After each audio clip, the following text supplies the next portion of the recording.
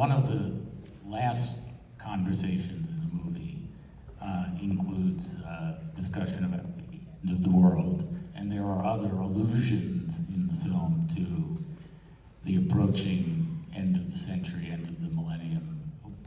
What was sort of kicking around in your head as you started to embark on this? As far as that aspect of it is concerned, you just referred to, we made the film in 1992.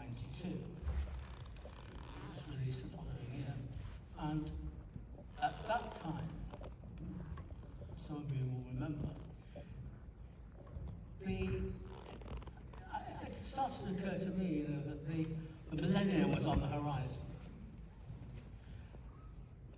And of course there was all that talk about, the end of the world, and even when I was in kids' school, back in about 1952 or something, the headmaster would say to our year group,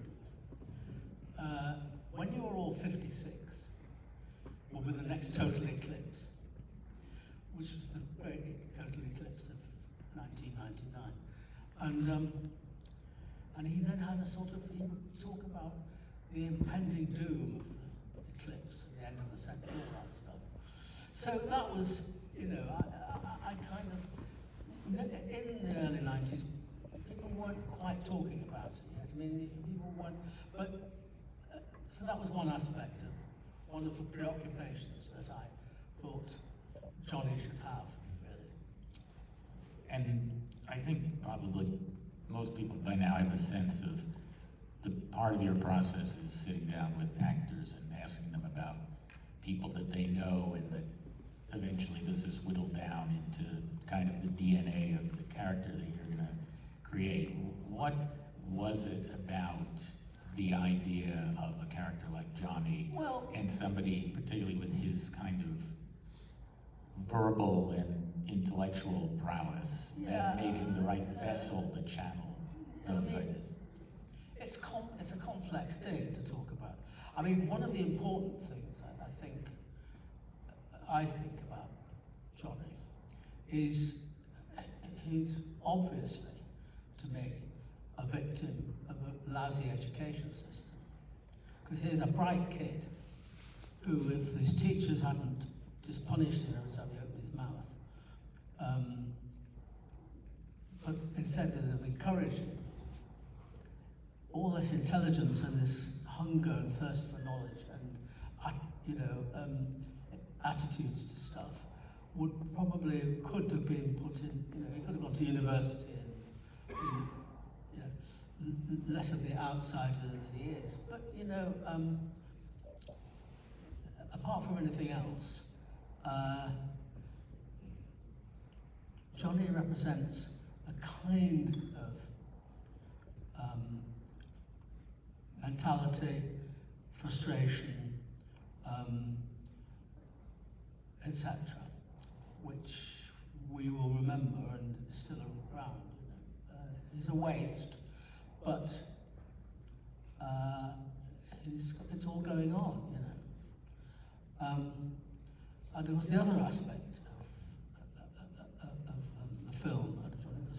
When we first released the film, it was accused by a minority of feminists of being a misogynistic film.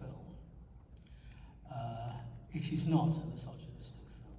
Johnny is not a misogynist, and in fact I've deliberately, of course, created a character in the film who is absolutely 100% gilt-edged misogynist by way of Jeremy, the landlord. But Johnny is more complex. You have to understand Johnny, I would suggest, in a much more complex and sophisticated way than merely writing him off as a misogynist.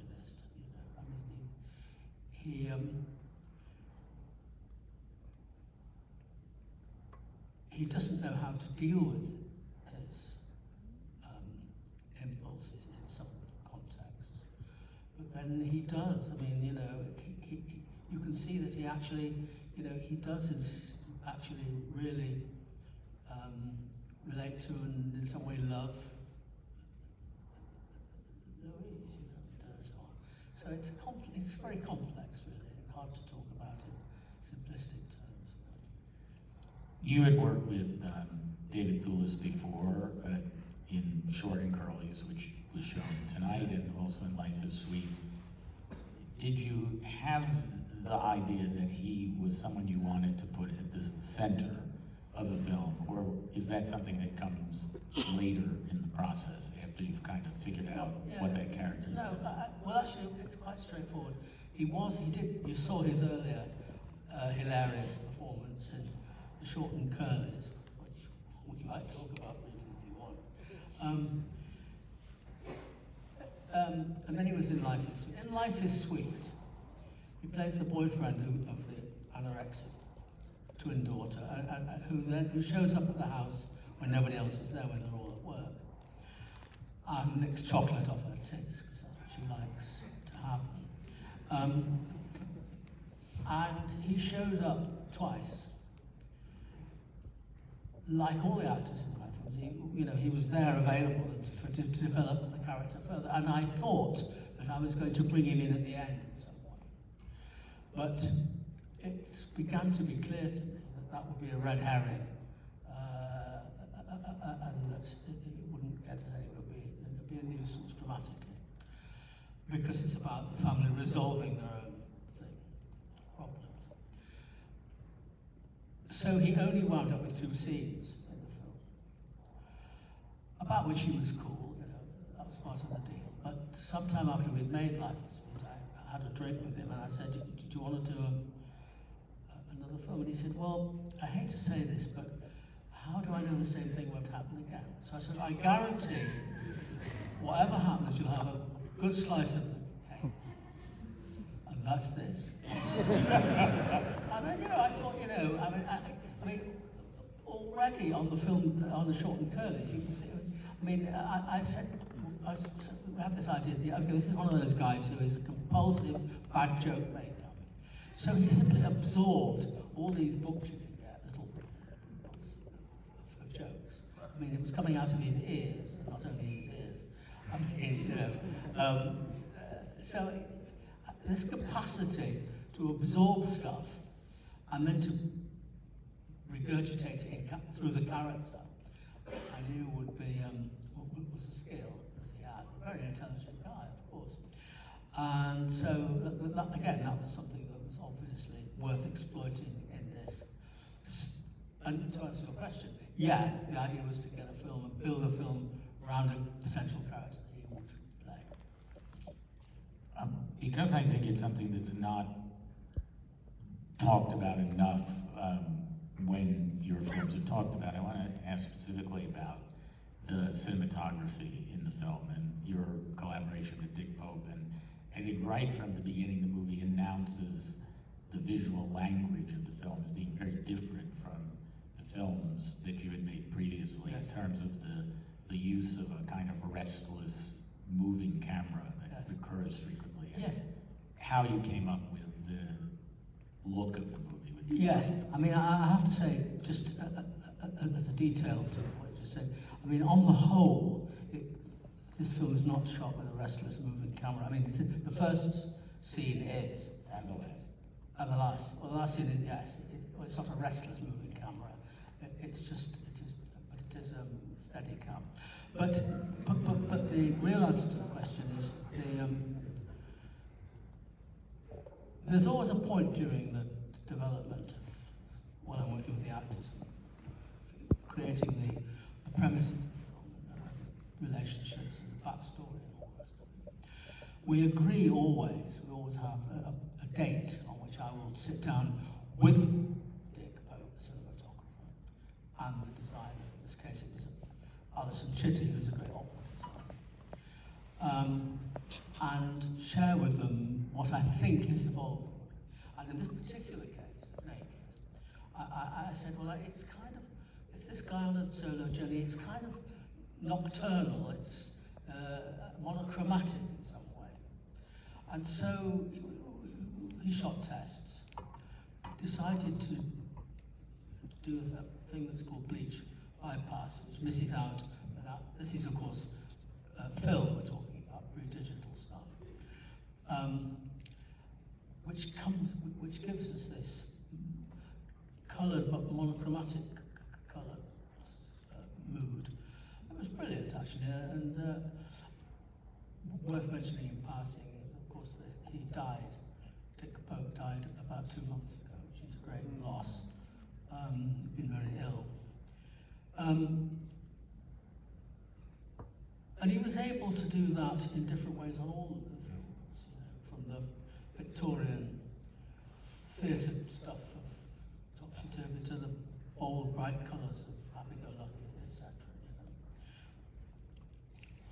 Can you talk a little bit about someone else who sadly is also no longer with us, Catherine Cartledge, who's so magnificent in this film, playing Sophie, and who also, of course, starred for you in Career Girls, and sort of how you discovered her and what the process was like. I saw her in the theatre, and then I auditioned her and all that usual thing.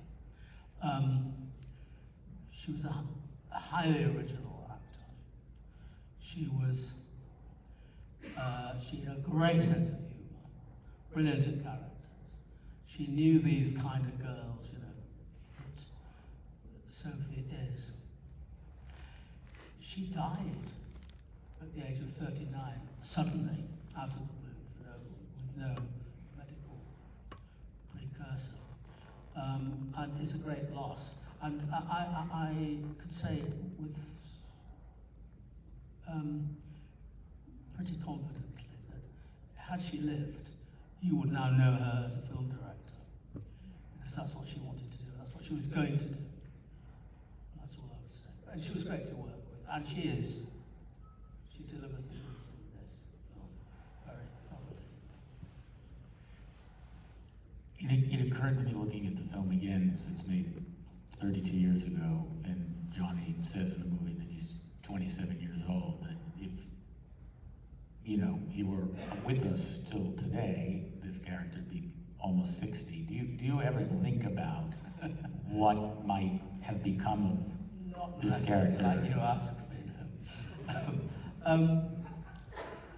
It's interesting that you say if he was still alive.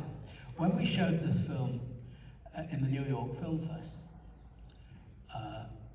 the first question came from an old guy who said, "Mr. Leigh, do you think Johnny is dead within an hour of the end of the film?"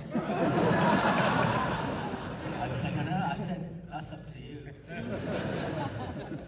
So maybe that will be the case, in which case he certainly wouldn't be in his 60s now. But no, I don't think about that.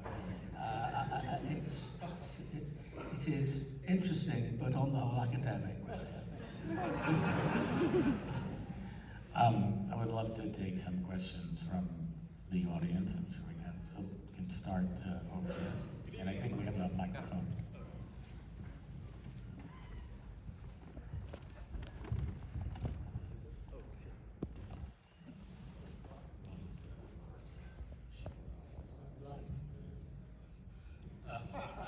Like nothing else on earth. Well, we did on this film what I do on all of my films, which is to start with nothing and to create characters. The whole thing is going on a journey of discovering what the film is during the process of making it. So a substantial length of time, I think probably around 6 months, was spent developing the characters and the relationships through discussion and improvisation and research, etc. And then going on location for however many weeks it was, probably, I think probably about 10, 12 weeks or something. Building the film as we went along, doing scene by scene, sequence by sequence, location by location, working without the crew, improvising, and then through rehearsals, scripting it very precisely, and then being rejoined by the crew and shooting it in a very disciplined way. What you might find interesting is that when we got to the end of the film, we actually couldn't decide how it should end because there were a number of options. Does he stay? Does he go? Does he go back with Louise? What does he do? And unusually, I couldn't get it really. I mean, all the options were possible, but I couldn't quite get what was dramatically, thematically exactly right. I used to drive to the location in my car and drive down the road, seeing the house with the apartment in it at the end of the street. I didn't particularly pay any attention, there it was. And then one morning I was driving and I clocked the house and I suddenly saw what you see, which is him hobbling down the street, because obviously he'd been injured. I just had this image, I just saw it. And of course, once I had that thought, it was obvious, it was inevitable, it was non-negotiable, and David absolutely said, of course, yeah, that's what I said. He nicks the money, and he fucks off down the street. Cut to black, you don't know what's going to happen next. End of.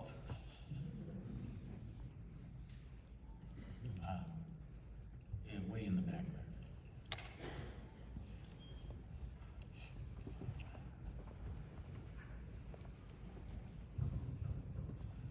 Hi, well, first off, it's an honor, you're one of my favorite filmmakers, so just even the chance to do this is amazing. Thank you so much. I guess I was curious about Jeremy, that character, because I think it's so interesting. You have Johnny, who's this sort of lower class guy, and you have the character Jeremy, who's very, wealthy, very clean, put together, and they kind of look at the world the same way. Do they? How is it the same way? Not the same, I mean, I guess from when I was watching, they kind of have, I don't know if they look at the world the same way. They kind of walk, there's like a weird, they're totally different people, but there is a bit of a similarity. What's the similarity? I'm serious. I mean, you're asking the question, and I want to be able to answer it, but I haven't bought the premise of it yet. I'm asking you. When you say you look at them in the same way, what is that same way that they look at the world? I mean, I guess there's a certain attitude. Again, that's why I was just curious about the character of the character Jeremy. Maybe my outlook on it is wrong. I was just curious. I'm just curious about that character, because it's so, just the jarringness of the two of them. I know I just said they were kind of similar, but I was so fascinated by that character. I don't quite know how to answer your question because I don't know what the question is, but thank you.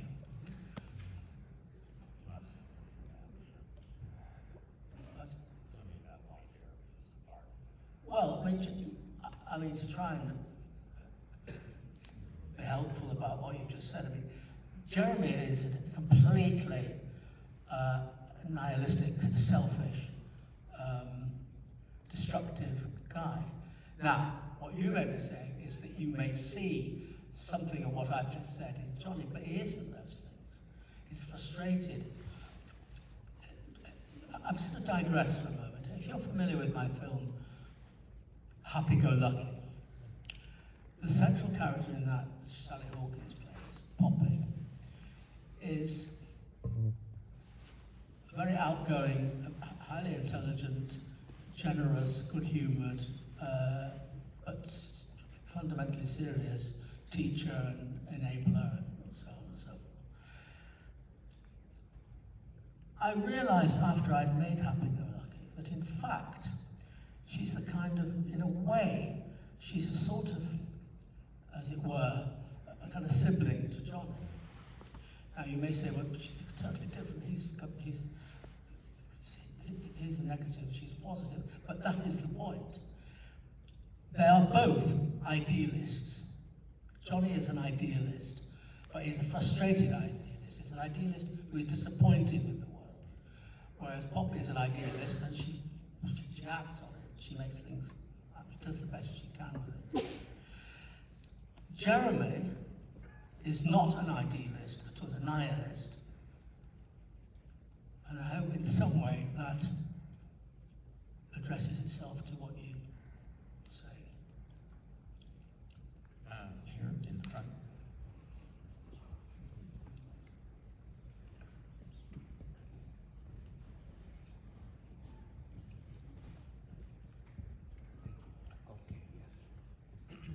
Right. My question is, with regards to your very specific way of developing your projects, the improvisation and the working with the actors closely over the months, if and when you find that a character is approaching a certain literary archetype, like for example, I think of the picaresque when I'm thinking of Johnny, you know, this highly intelligent but perhaps downtrodden character. Is that something that, when you identify that maybe, do you steer towards it or away from it? Neither, really. I mean, it's not about that. My job as a storyteller, as a director, and as a writer, as a dramatist, is to arrive at a coherent, well-structured, hopefully meaningful experience. But in order to arrive at that, I do what painters do, novelists do, dramatists, poets, musicians, sculptors, etc., which is to embark on a journey of discovery as to what the final thing is by making a mark and reacting to the mark and putting input into what's going on and being drawn, reacting to what goes on, which puts you in a new direction you hadn't thought of, etc., etc. All art involves a synthesis of improvisation and order. You know, whether you paint or write or whatever you do, you start off by improvising and then you put order on it. So in terms of your question, that's the job. So yeah, things will happen where I guide it, it's going in one direction, and I kind of, by dealing with the language of what motivates the characters, and you can just, well, instead of this motivating, could it be that? Yes, of course I guide it, but at the same time I draw from it and learn from it, and I'm stimulated into an instinct about what should happen next or what should happen instead of this that's happening. I think this is what you're talking about. Yes. But that's in the nature of the creative process. Does that answer your question? It does, yes. Thank you. Yes. Yes, I do. Can you talk about the transition? Yeah. Hi, Mike. Great meeting you. I went to the London Film School, and you were the chairman at the time, so great meeting you now. Sorry about that. Oh yeah, thank you for apologizing, because I signed a petition to get you resigned, but thank you. He's joking, by the way. Yeah, I'm just kidding. But thank you. You're such a hero of mine. And I just wanted to know, what do you think about the transition in the film industry between, the old school ways and the new school ways? And it seems like it was difficult for everyone in your generation. And Les Blair, who was a teacher of mine, seemed to have a real big issue with dealing with the changes of the industry. So can you talk a little bit about that? What do you, give him the microphone back. What do you feel you're referring to? I just feel like Les Blair was like old school ways, he was kind of like forcing these old school structures against, us?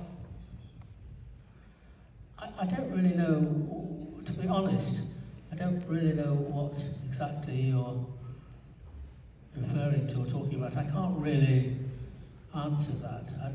I'm not too sure what that's about, really.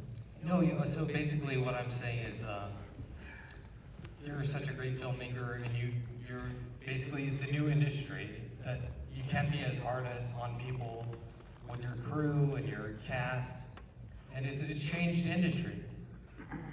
So how do you feel about dealing with, actors and your crew during this new industry? I'm stuck. I am. No worries.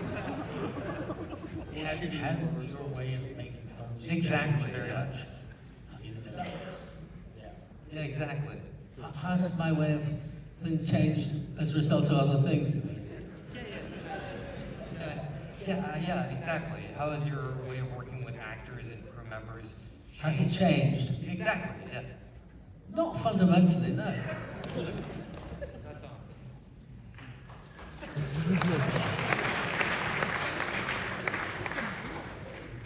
So I'm having a sort of out-of-body experience.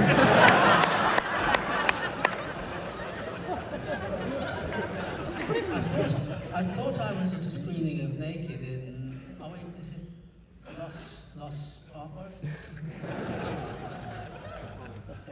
I think we have time for one more, and we'll go way back to the subject. I'll take a less esoteric question. This is all on you, audience member in the back. I just wanted to say that I really appreciate the answers to your questions, to the questions that are coming, because they're a lot like your films. They're honest, they're probing, and they're uncomfortable. And I love that you deal with ideas. And so I appreciate your answers. Thank you. I hope that I'm about to say something that will make you very uncomfortable. I don't know what it is.